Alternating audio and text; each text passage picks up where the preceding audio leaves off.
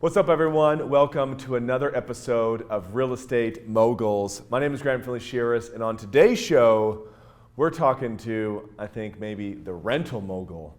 All right, Ishay Greenberg. He is the founder of Rental Beast, a total online platform to help landlords and renters, that whole experience. So why don't you kind of just give everyone an introduction to kind of who you are and why you started your company. Thanks, Grant. Yeah, so I started my real estate career as a lowly real estate agent in New York City in the early 2000s. Lowly. And I spent my first 3 months on the job working what seemed to be 8 days a week, 26 hours a day, until I finally got my first commission check 3 months in. And it was for $182.50.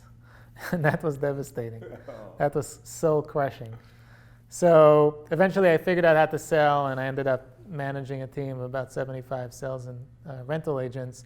But what became clear to me is that there's got to be a better way to get started in the industry, because going 3 months and working that hard to make $180, and eventually that solution became rentals. So how did I come into rentals, and why did the idea of Rental Beast even come about? So when I was in the business of brokerage actively, every time a customer came in looking to purchase real estate, it was always a fairly straightforward transaction. When I say straightforward, I mean the customer and the agent knew the steps they needed to take in order to complete the purchase. And there was also good transparency into what's actually available to purchase through MLS. I don't know if there is MLS in Toronto. Yeah, is there? Yeah. There is? Yeah. Okay, so in the US, about 900, 800 MLSs, easy access to almost 100% of all the available properties for sale. However, every time a customer is looking to rent, it was always super painful, super time consuming, and to this day, it's nearly impossible to answer the simple question of what's actually available and for what price. So consumers and agents are on the same boat. They need to find the rental property. They go on multiple websites, they ask their friends, they use social media, and in a lot of markets, they resort to just driving around looking for yard signs. So that's kind of when the idea was born. And the simple idea behind Rental Beast was, let's build the largest and most comprehensive professional-grade rental database, and really the equivalent to MLS on the rental side of residential real estate. What lacking, so in Canada, everyone, Craigslist, Kijiji, this is how they find rentals. Maybe a realtor sends you some leases and stuff like that. What improvements have you made to the process from those names? So Craigslist, Zillow, I don't know if I've heard of Kijiji, but I like the name. It's a Canadian, yeah. Those sites exist in the US. They have tons and tons of rental listings. However, Craigslist and Zillow are platforms, especially Craigslist, where anyone can post anything. And as a result, while you get volume of listings, the quality is just horrible. In other words, I can go on Craigslist, or you can go on Craigslist and say, I have a 2-bedroom in the middle of Manhattan that's beautiful and gorgeous and newly renovated for $600. And put a phone number on it, and it will get posted. Because nobody cares about quality control. So what you get is a ton of inaccuracies, scams, spams, duplications. Nobody updates the actual data. So when you go on these websites, what you get is homework. You get very superficial data, maybe an address, maybe a short description, maybe a couple of photos, but you don't get nearly enough information to physically visit the property and sign a lease in a super targeted way. Rental Beast is, as I mentioned, professional grade. So we have 3 unique characteristics that make our data asset different than really anything else that I'm familiar with in the business. One is every listing in our system comes directly from the source, i.e. the owner or the property manager. We need to know that you are authorized and you actually are have your hands on the wheel, so to speak. We don't scrape, we don't take third-party unverified feeds. 2 is every listing will include fulfillment grade data to really empower a real estate agent looking to go into the rental business to view the property and have everything they need to physically visit and sign a lease. So when you think about helping somebody find a place to rent, what do you need to know? For example, how do I get in? Is there a lockbox code? Do I need to pick up a key somewhere? Almost always the unit is preoccupied. So there are existing tenants. I need to get in touch with them ahead of time, let them know I'm coming, right? So who are these tenants, their contact information. financial requirements, stuff that seems silly on the sale side, but is serious business on the rental side, for example, is pets. You're moving in with a dog, and you buy a place, nobody cares because you're going to own it. So bring whatever dog you want. If you're renting with a dog, properties have breed restrictions and weight restrictions and special deposits for different pets. So you need to be able to search by that and be targeted on only seeing properties that will accept your 75-pound, whatever it is, mini horse. Yeah. So all of this data, financial requirements, proprietary application forms, documentation, it's all on each listing to make it super easy for an agent and their customers to identify the right property or properties, visit and sign a lease. How do you get that data? And the third thing, and I'll tell you in a second, the secret sauce is, and that's the most challenging, is it's extremely well maintained. The biggest difference for us between sell listings and rental listings, if you want to sell your home today and you list it with an agent or on any other portal, it's going to stay for sale for a few weeks or a few months. On rental listings, we can get a vacancy or a listing in the morning, 10 o'clock in the morning, that's rented by 1 o'clock same day in the afternoon. So it's great that we find the listings. It's even more challenging to keep them fresh and well maintained. And we do, I think, best in class job at doing that and keeping the data super fresh. So how do you, How do we find the listings? How do you get the listings and how do you make sure they're up to date? Like, is there cool tech behind that, or is it an intense team of people or Yes. crowdsourcing of that? The answer is yes. So there's a million things going on. We certainly built a mountain of technology, millions of dollars invested in data acquisition and maintenance. It's not a simple kind of straight line answer of we do this and the listings come. There's different distinct layers to the database. Some of it comes from bigger multifamily owner operators. So big companies like Related or Avalon Bay or Equity Residential. These are companies that may have 10,000, 100,000 units. Some of them have their own data feeds. They all use some sort of property management software that we can tie into and get the dynamic access to vacancies. Then you have smaller management companies that are very local and may not have any digital footprint of their inventory at all. So that's something we had to build. We put basically teams in offices around the US to canvass these neighborhoods. We've used bots, we've used tech, we've used phone call centers. Joined every association known to man. If I could go and get military-grade drones, I would. We really don't. There's not a lot that. I read about your background. You were a combat officer in the military. So I was at some point. Different life. Different life. Right. We do a lot, both in terms of personnel and in our operational expertise, but also a ton of tech to find, acquire, and maintain the data. Is there, we're at Inman, and I'm really big about property tech now. And when you think about the future of your company and stuff you're looking to build to enhance the experience for either the landlord, the tenant, or the agent, what are some of the things that are on your mind that you want to build to make it even better? So for the agents, we feel that the way I started my career is I sharpened my teeth on rentals. It's much faster. So here's the two big challenges if you join the real estate industry as an agent today. Number one, on average, it's going to take you 6 months to generate your first commission. That's the average according to NAR. And number two, in your first 2 years, you're going to do about $9,000 a year in commissions. That's devastating. And that's really, really hard to get started in. Yeah. So RentalBees creates a reality where through our rental inventory, for our lead generation, tech, support, education, we shrink that time frame from 6 months to a week or two.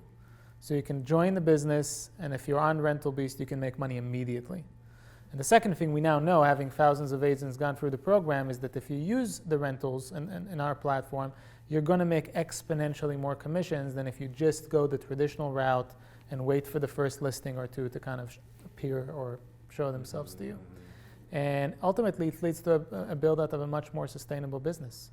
Reality is that there are two kind of big main trends that we see. One is the largest group of home buyers today are already what? Millennials. And that's about 40%, I believe, 42% of all home buyers today. And everybody understands that they're going to represent 70 or 80% of all home buyers in the next 3 to 5 years. So the question is, how do you reach your customers? Today, everybody playing effectively the same game. They're competing for active buyers. They pay Zillow and they pay Realtor and they put yard signs and mailers and network and try and hustle their way to, hey, I can help you buy or sell a home.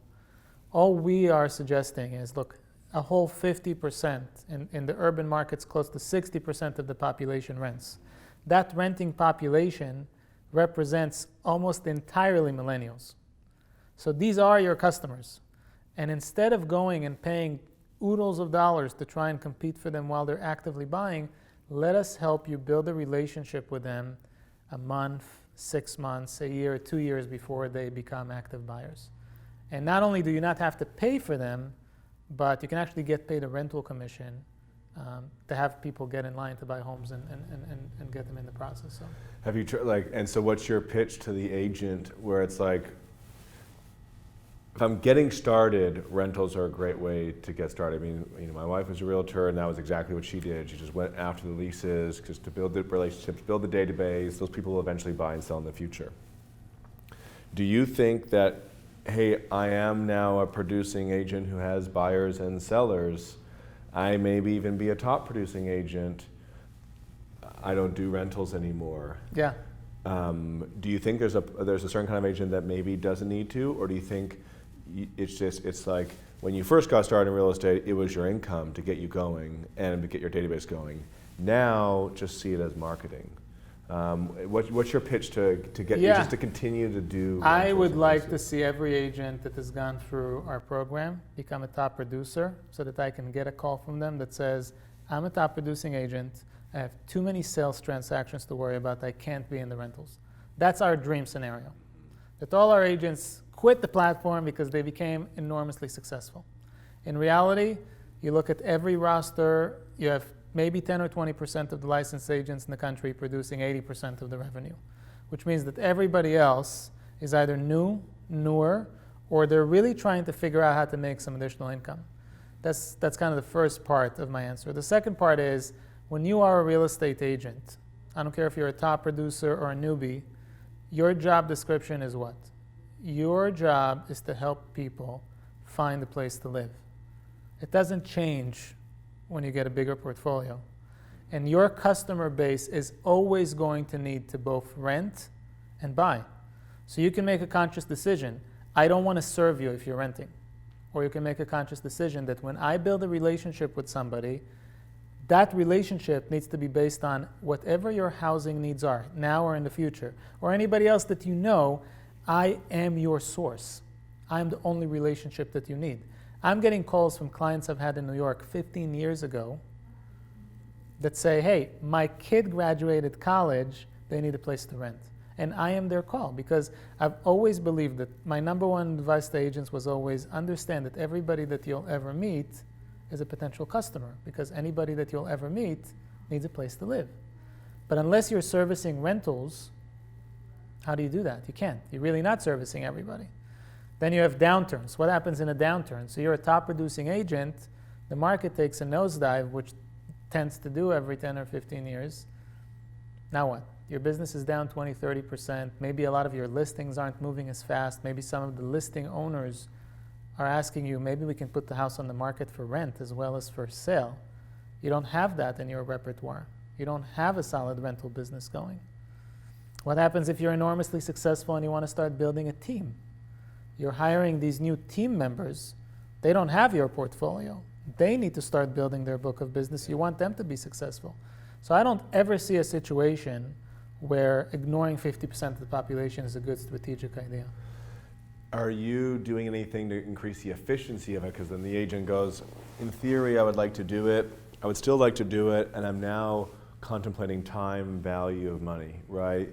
I could be spending time to try to get more sellers, try to get more buyers, and maybe as a platform and a service, are you looking for ways to make that process for both the renter and the agent working together to get from start to finish? That's all we're focused on. Is there any stuff that you guys do that makes that process more efficient? And if people don't use Rental Beast, it's less efficient because they don't have this information, these tools, this? Totally. I mean, if you look at MLS on average gives you access to less than 10% of the inventory. So it starts for me with the inventory. If I get a call from a customer, that customer needs a place to live. If I get a call from a landlord, that wants to market their unit. How do I attract renters, or how do I place renters unless I have the source of inventory? I can't do it based on 10% on MLS, right? Because where's the rest of it? So first of all, we introduced them to 70-80% of all the available rentals in their marketplace. So if you don't use Rental Beast and you're using MLS, you're missing 70 or 80% of the inventory. That's problematic. Then we help them generate leads. We have unique partnerships. For example, we became a Facebook partner last year, and we're one of only 3 companies in the US that supply rental listings into the Facebook marketplace. So as a result, we get a tremendous amount of consumers looking to rent. So when I go to an agent and I deliver my platform, they basically get both sides of the transaction, right? They can get both the prospective tenant looking to rent. On the other hand, they get the inventory. In the middle, of course, we give them the tech, the education, the support that they need. But the idea is, just as you said, make their time efficient. So have them focus solely on generating commissions and being a matchmaker or broker between the looker and the property. Yeah. So we talked about your, beliefs about how agents, because you were an agent, and these are your beliefs about how agents should build their business. Are there any other beliefs that, like, you now being an agent and now you're on the vendor side, outside looking in, is there other things that you believe agents should be doing differently? Because we have a bunch of audience, who are agents or team leaders. They're just, building their business. Is there anything else that you see on the outside in the industry? Hey, here's what agents should be doing to be more successful. Other than do rentals? I mean, yeah, other than do rentals. Look, I think that there is too much technology almost being thrown at agents. Especially when we're in the Inman Connect conference in New York right now. You go through what they call Vendor Alley. There's probably 25 different companies that provide agents' websites, and 17 companies that help you take better photos of your listings, and 17 business cards, and there's too much tech. And for an agent, I'm in the business, and it's hard for me to discern what's good, what's bad, what's indifferent. For an agent, I can't imagine how overwhelming that is. Yeah. So I think that, I heard a line earlier today. Somebody said, agent had FOMO syndrome, fear of missing out. Yeah, fear of missing out. Sorry. So they know that they're behind on tech, and they know that they need to adopt it. So they're like, okay, I'll buy this, I'll buy that, I'll get this, I'll get that. You can't do that. And what ends up happening is they don't use it efficiently. It doesn't really help their business, and they just spend more money than they should. So I think one of the things agents can do is they can analyze everything from a much simpler perspective, which is, at the end, the business hasn't changed. We're in the relationship building business. So you should buy and invest in tools that help you either build relationships with customers that you don't yet know, and or enhance the relationships that you already have.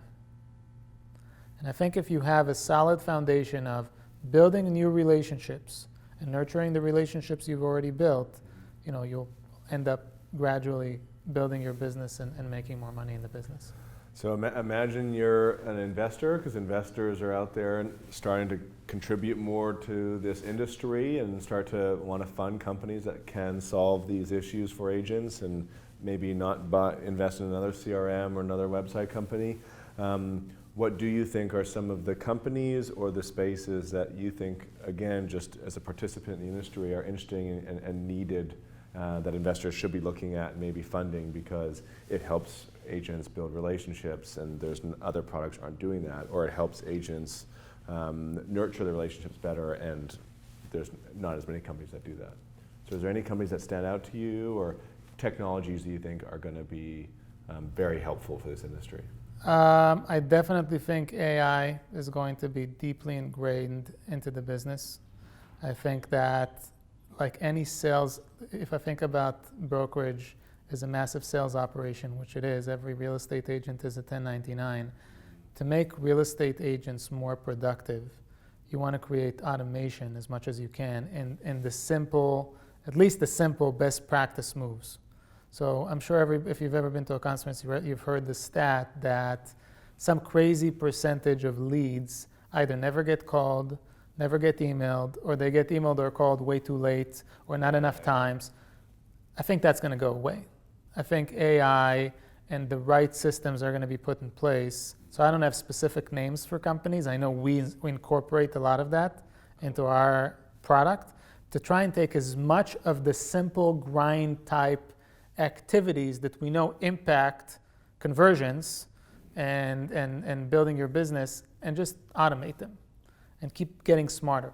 You meet a renter, for example. How do you know whether that renter is an active buyer? You don't, right? So Zillow did a study last year. Sorry to change the subject, just I thought it was interesting. They found that 52% of anyone that bought a home actually considered renting. And 58% of anyone that rented a home actually considered buying. So what does that tell me if I'm an agent? It tells me that it's not really that if you're a rental lead, you're only looking to rent. And if you're a buyer lead, you're only looking to buy. If this is your first time home purchase, you just don't know. So if you don't have a massive magnet on your business that attracts renters, and A, have the tools to convert them into a rental commission, right, and help them find a place to rent, but also it's entirely possible that in a very large percentage, these renters are actually active buyers, you're missing out on a huge chunk of business. So talking about AI, how do you identify if a renter is a likely home buyer? How do you convert them into that home purchase transaction more efficiently? So trying to take as much of the grind out with AI. The second thing or a trend that I think is worth investing in is automating the transaction. So I know that there is a lot of talk about it, hasn't really happened on the sales side, but I just bought a home in August. I probably signed, 3,000 forms it seemed. I was at the closing table for, an hour. There were 2 attorneys around the table. I mean, I know it's different state to state, but I'm in Massachusetts. And it was just incredibly complex. I'm in the business, and I probably know maybe I'll be generous 60, 70% of whatever I sign. The rest of it, there's no chance I'm ever going to read that. Yeah. I'm sure that there are ways to shrink that down to, boom, boom, boom, boom, click, click, click, click. Yeah. And I think there's some signs of that, like Quicken. I don't know if it's a marketing gimmick or it's true, but the rocket mortgage type thing. I heard about that. But that has to seep through the transaction cycle to closing. It has to be simpler. It has to be faster. All that paper has to disappear at some point. So think about, again, we have a wide range of people in the industry watching. So what are your challenges as a company right now? When you think about, I need these kind of people to join the company. I need to meet more of these kinds of people. I need help building this out or getting this message out. What are some of your challenges that you have as a business right now for rental leasing? For us personally, we're evangelizing the concept of you have to be in the rental business if you're an agent or broker. Not only because we're going into a down cycle, just because you have to be in a position to meet your customers early on in the funnel, or you're going to be in a massive disadvantage. And we currently think that there's no better way of doing it. Do you not have enough agents who are using the platform? Because we never have enough agents. And that's our the goal thing, ultimately is so to many become renters. just as ubiquitous as MLS. So I really think every agent and broker needs to have access to our database and our tools. I think that will make the business and the experience of finding a home a lot easier for everybody. Have you created like an API? Like, have you started thinking okay, if I can get my database out there to more places, and just like IDX helped get the brokerage's listings out to more places? So we have outside syndications, but our database is proprietary and it's our crown jewels. So it's not really on our roadmap to kind of blast it out to the world. We want people to come to us. We're happy to share it on like we did with Facebook or with Realtor.com on some basis, but to get kind of core functionality and deep into our data, I think that's going to remain our core business. Because I mean, you want control over the database, and MLS could, if there was just one MLS in the world and they just made sure that all the other third parties who wanted the data did what they wanted with it and then had one agreement with everyone, then they probably wouldn't be in the situation they're in right now. You have your one core platform with all the data on it. That's right. So have you started and you've gone with Facebook? So what companies out there, if they promise to use the data in this fashion, they'd be like, okay, now you're a good partner like Facebook, or you're a good partner, then hey, we would like, because you could help me get the data out. I think the MLSs would be a good start. I think every MLS could use a much more robust and meaningful rental presence because they don't have it. So they can immediately increase their proposition to their user base. And we're starting to explore partnering up directly more and more with MLSs. There is some consumer companies that I think we can do some really interesting stuff with. Facebook was one. They're not the only one, so we're talking to a few others. Yeah. And what are the characteristics you look at for the companies that you would be interested in partnering with? Like, I think from the consumer side, it needs to be a company that has enough scale for it to be interesting, and they need to have an appreciation to quality of data, because there is plenty of rental portals, like you mentioned, Kijiji and such, that have millions of rental listings, but they have zero appreciation to the quality, and they really don't care, if we're being honest, about whether their users ended up finding a place to live efficiently. Their relationship with their users ends when somebody clicks. That's it. We really care about, if you're a consumer and I'm partnering with a company to present my data to you, that consumer ends up literally navigating that rental market, looking at properties that fit their criteria, and ends up being placed in a property that fits their need. With an agent. Right now for an agent, exactly. Yeah. For a qualified agent that partners with us, that's well-trained, that's really going to advocate and worry about that customer's interest. And does the agent have to do anything to make sure that the data comes back, that person did come on the website? Like, is there any reporting requirements, or is it seamless that as long as the agent is updating the file in this way, then the data flows back to you, and that helps you? If a consumer comes with one of our partners, that flows, it gets attached to an agent for a lead routing software we have. That agent has all the information they need on our back end to really take that customer through their journey until they either rent or buy a place. MLSs and high quality, people who appreciate quality platforms, reach out to Ishay. How can they reach you? Ishay@rentalbeast.com. Yeah? ISHAY@rentalbeast.com. Awesome. Yeah. Well, thanks very much Thanks, for coming. I appreciate it. And as always, if you have not subscribed and you want to become a real estate mogul, you got to learn from them first. And we always have great guests coming on. So thanks again for coming on. And get in the market, guys. And if you're an agent, start doing rentals again. Thank you.